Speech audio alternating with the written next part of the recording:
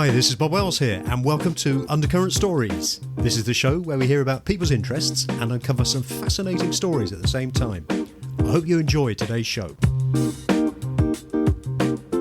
In today's show, I'm joined once again by James Horton, author of the Blue Swords, Crimes and Crests Saga series of books. Hello and welcome to the show, James. Hello, Bob. Thanks for having me back. No, it's great to see you again. It is. It's very good. Yeah, and like I said earlier, you've not aged a bit in a year.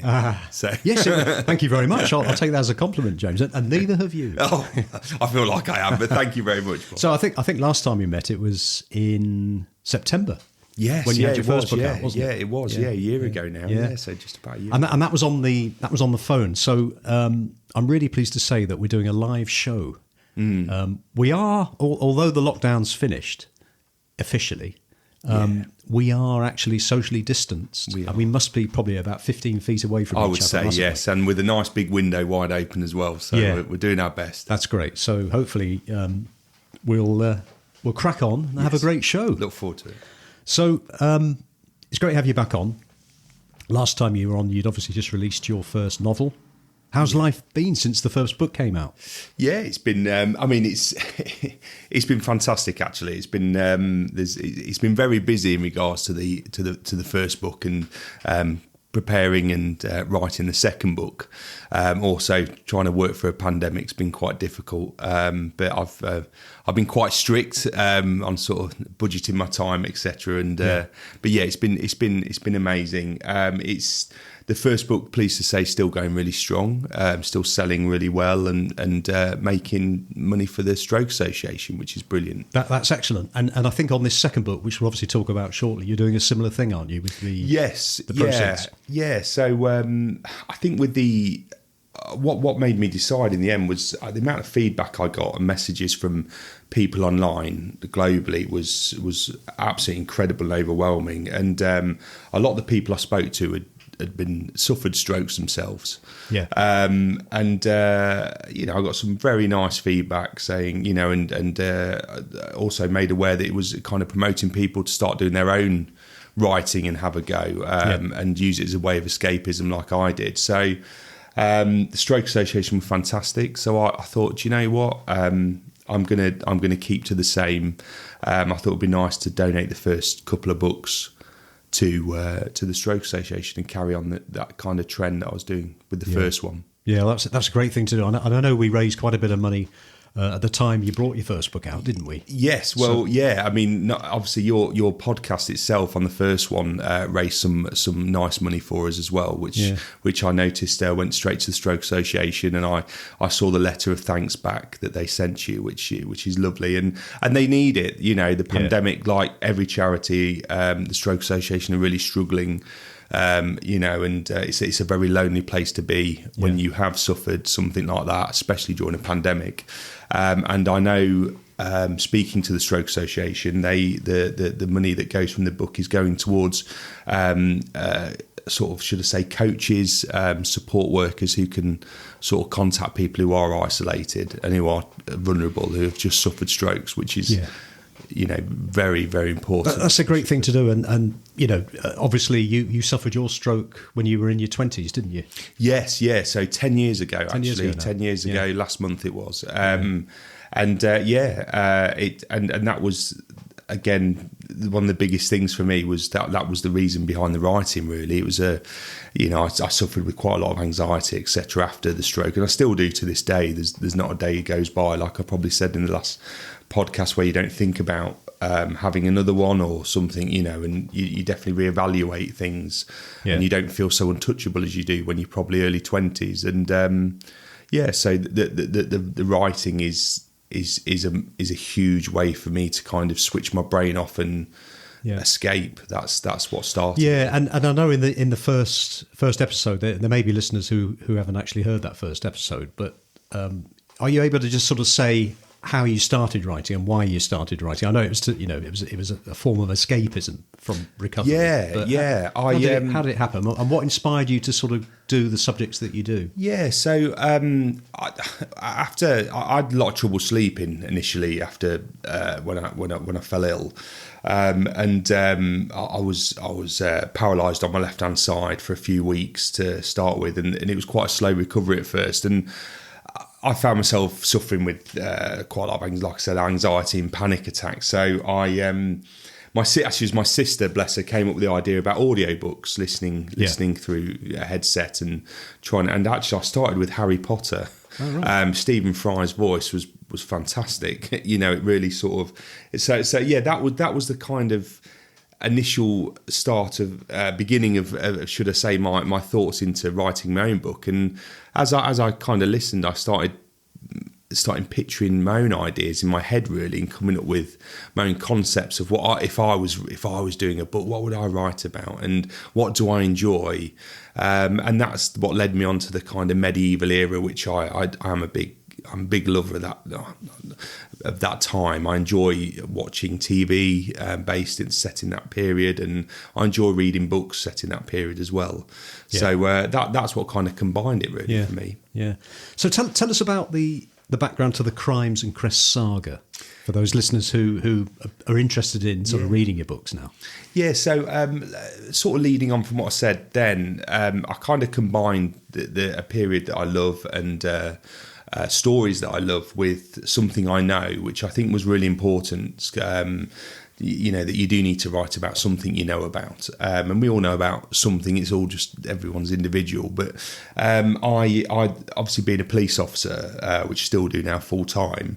I decided to combine the crime aspect, the police procedural, with a kind of medieval spin on it, and it started by just a really simple concept of throwing police officers back into the to the sort of medieval middle age period, and it sort of grew from there. Really, that was my first thought, is police officers medieval times, which obviously they didn't exist back then. Yeah. It was kind of that's where it all started.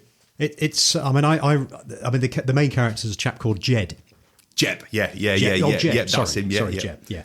And I thoroughly enjoyed that, and I loved the sort of the strong themes that it contained, like justice, protection, romance. Does this carry on the next book? Yes, very much so. If not, I'd probably say a lot more, actually. So the second story, the first one was obviously was kind of a builder in regards to the to the police force, the Blue Swords that are in that time. But yes, and then obviously, as you said, it follows the story of Jeb, who's a peasant boy turned Blue Sword, which is very unheard of in them times, and his love for the forbidden Lady Ivy, as such, you probably remember. But yeah, it carries on from there.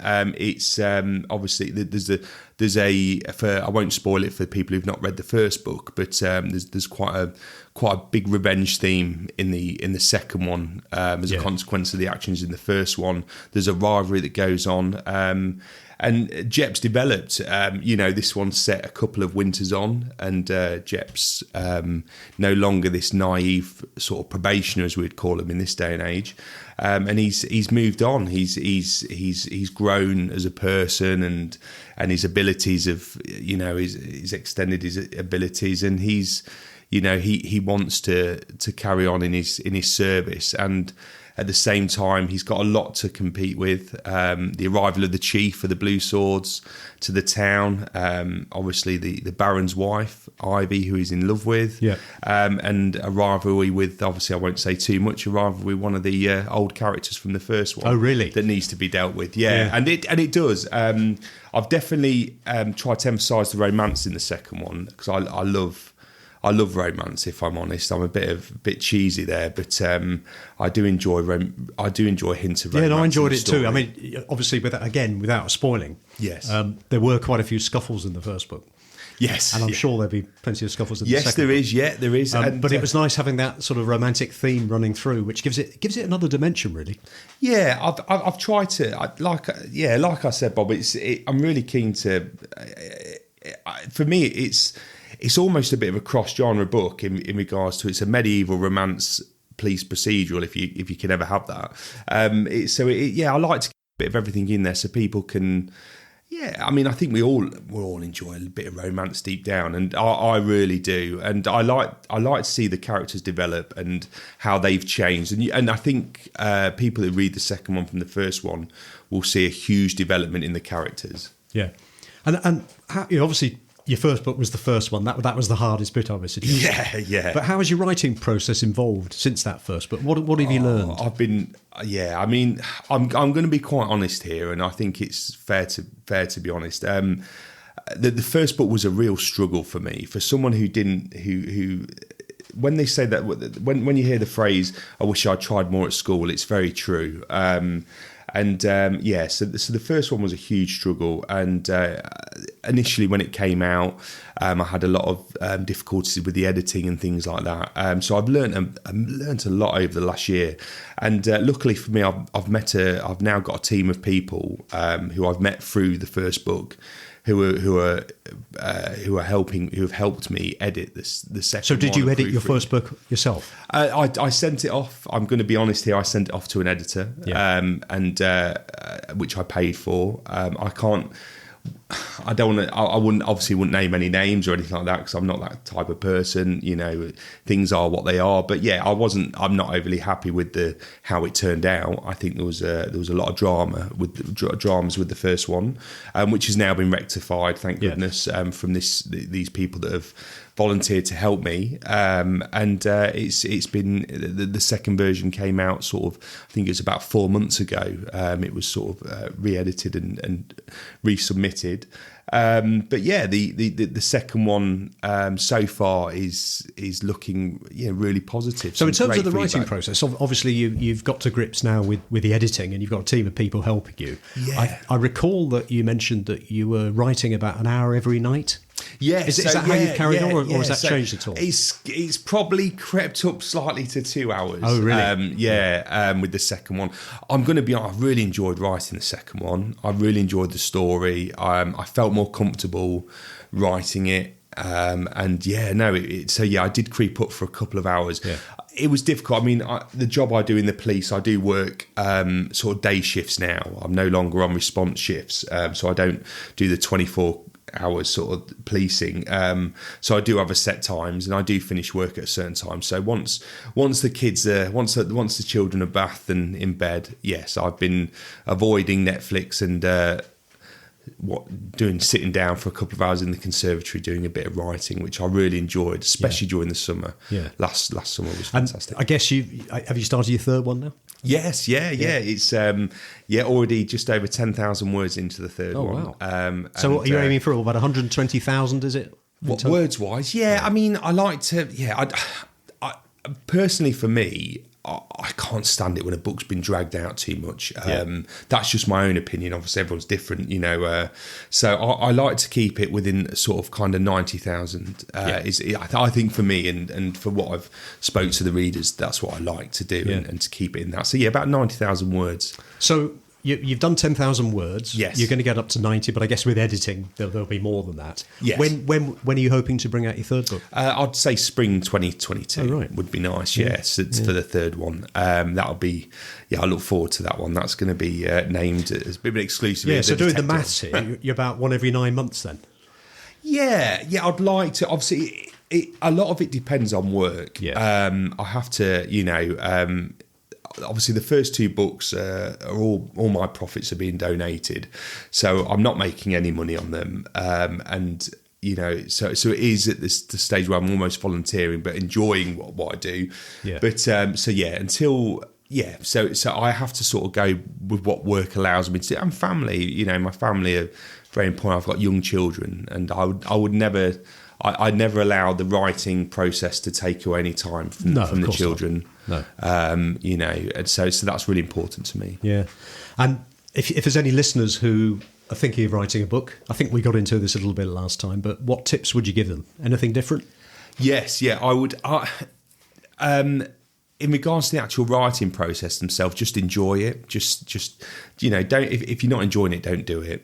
But everyone, I believe, has the right to write, and whatever it be, just enjoy writing it. And if you're finding yourself not enjoying it, then you just stop. It's and that's how I've gone by it. But the biggest thing I will tell people is, please do your research. Once you're ready to submit your book to agents and to publishers, because there's a lot of scams out there, like any industry, and there's a lot of people that are willing to take a lot of money off you and not return an awful lot and promise a lot.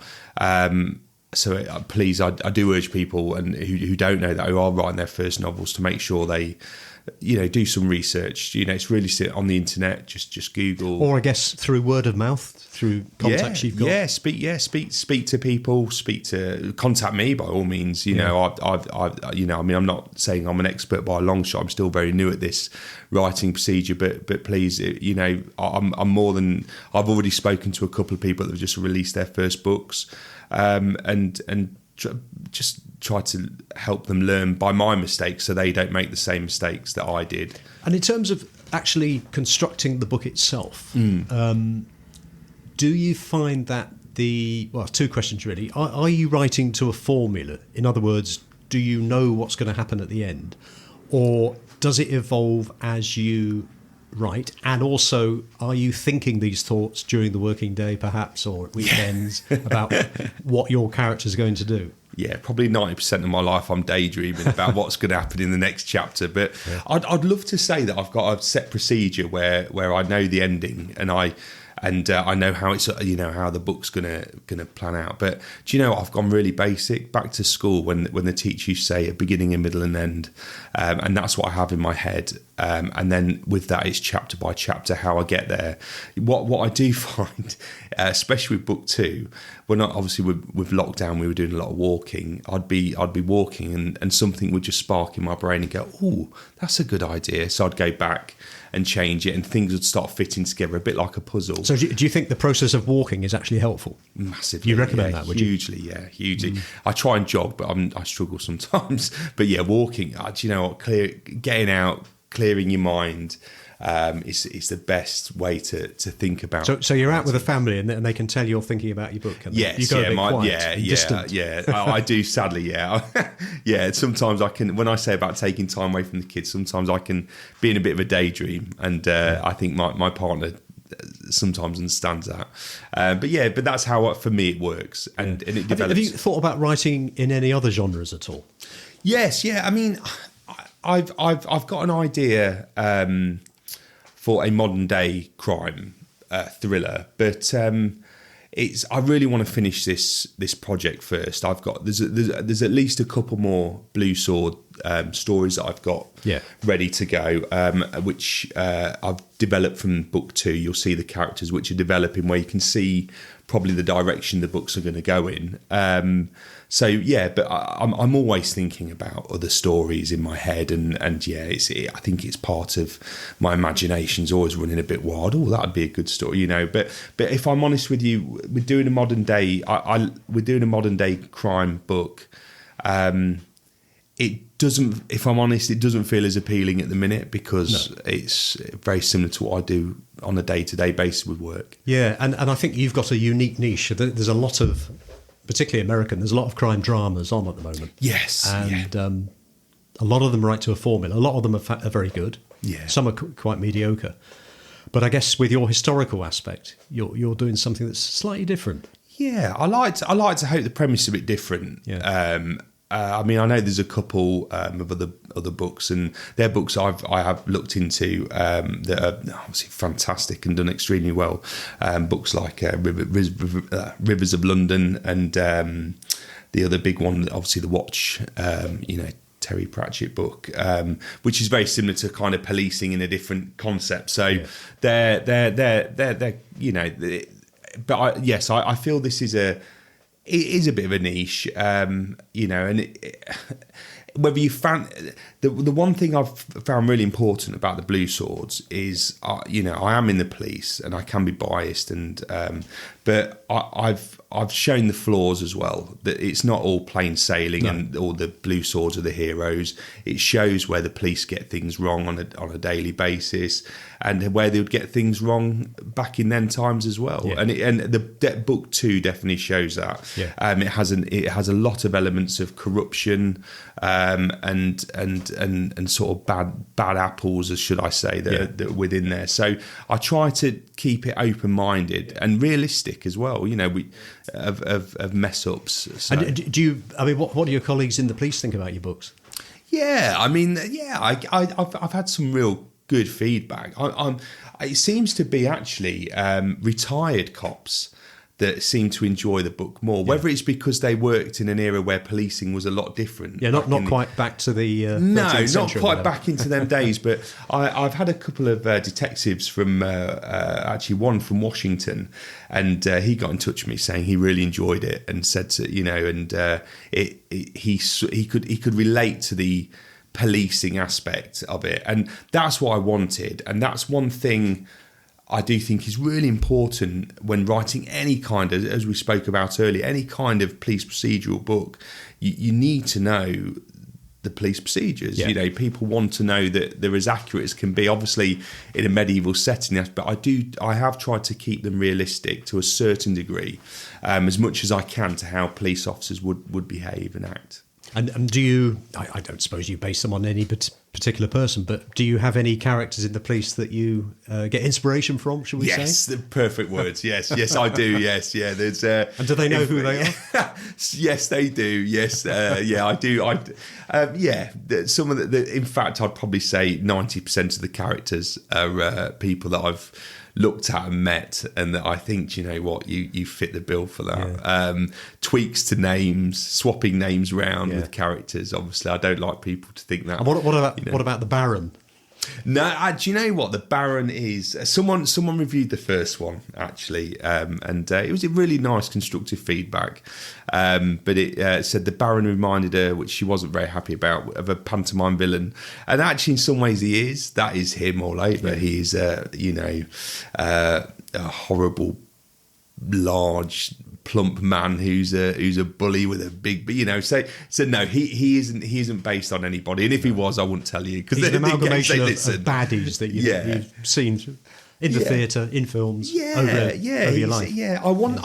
Just going back to the other question, I wanted the book to be, there's so much reading material out there, and so many TV shows that I find are so overcomplicated these days, and they're great, but I like the idea that someone can keep turning the pages and not overly have to think about the story, and just almost going back a little bit to the 90s, good versus evil, and a little bit of cheese as well. You mentioned Terry Pratchett there, but yes. What authors do you enjoy reading?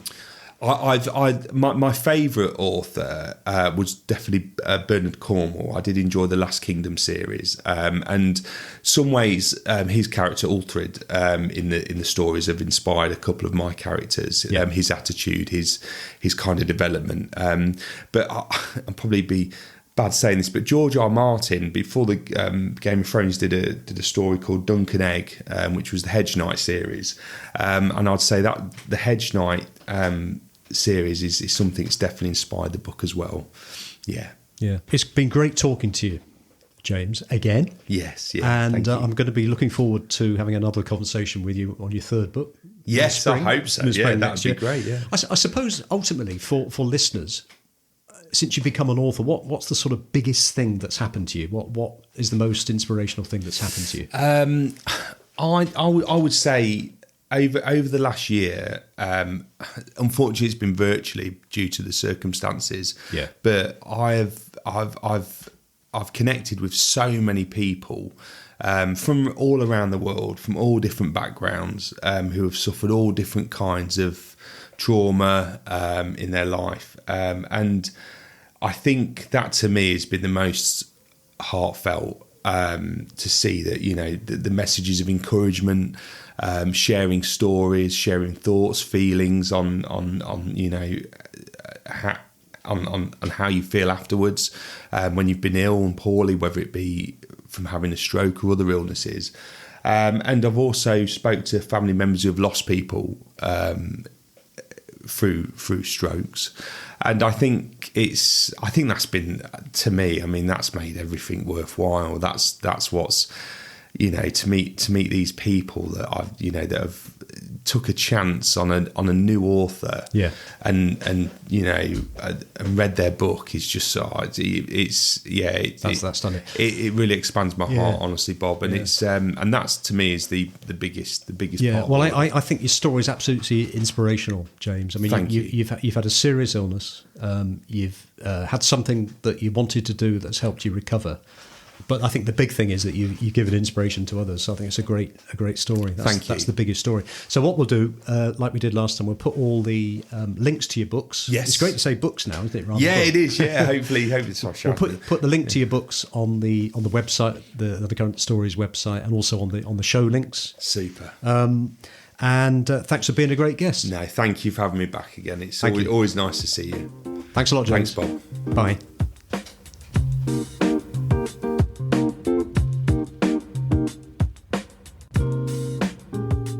You have been listening to Undercurrent Stories. I hope you've enjoyed this episode. Please feel free to share the show link to your friends and family, and if you have 60 seconds, I will be most grateful if you would please rate and review. To hear more episodes, please subscribe to the show and visit undercurrentstories.com. If you leave your email in the link, we will notify you as soon as new episodes are released. Also, check out our social media links, details of which can be found on the show notes. Until next time, this is Bob Wells wishing you all the very best.